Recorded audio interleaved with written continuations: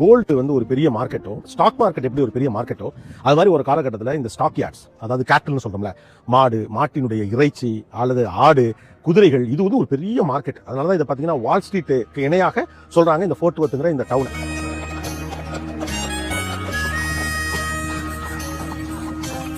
அதாவது அமெரிக்காவுடைய 2வது பெரிய மாநிலம் அப்படின்னு சொன்னீங்கன்னா அது டெக்சாஸ் தான். இது அவ்வளோ பெருசு. ஒரு எண்டுலேருந்து இன்னொரு எண்டுக்கு போகிறதுக்கு 10 மணி நேரம் ஆகும் நிறுத்தாமல் நீங்கள் காரில் போனாலே அப்படிங்கிறாங்க. பெரிய அளவுக்கு இங்கே விவசாயமே கிடையாது. என்ன சொல்ல போனால் ரொம்ப குறைவு தான் விவசாயம்.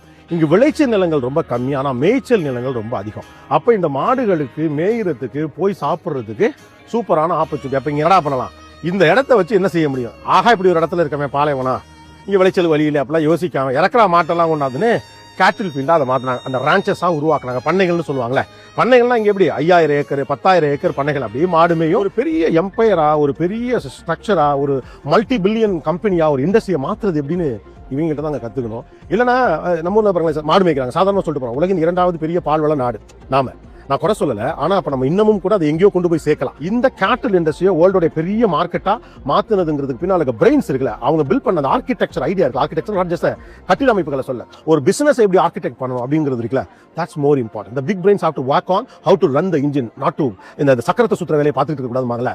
பெரிய மூலம் வச்சிருக்கவங்களாம் அந்த வேலை பார்த்துருக்கான். அது ஒரு பெரிய இண்டஸ்ட்ரியா மாறி இருக்கு. இன்னொரு வால் ஸ்ட்ரீட் இது அப்படின்னு சொல்றாங்கன்னா சும்மா கிடையாது. அவ்வளோ பெரிய பொருளாதாரம் இந்த ஃபோர்ட் வர்த்லேருந்து ஒர்க் ஆயிருக்கு. எத்தனை லிட்டர் பால் கோவாக்கு எவ்வளவு போயிருக்கு, மோருக்கு எவ்வளவு போயிருக்கு, நெய்க்கு எவ்வளவு போயிருக்கு, இங்க மக்களின் உணவு தேவைகளுக்கு இருக்கு, பிற மாநிலத்துக்கு எவ்வளவு ஏற்றுமதி ஆயிருக்கு. இதை கணக்கிட படித்தவன் வேலை, படித்தவன் படிக்காதவன் அனைவருக்கும் அரசு வேலை. இனி படிக்காதவரே இல்லை என்ற நிலையை உருவாக்குவது எங்களின் அடுத்த வேலை. அரசியல்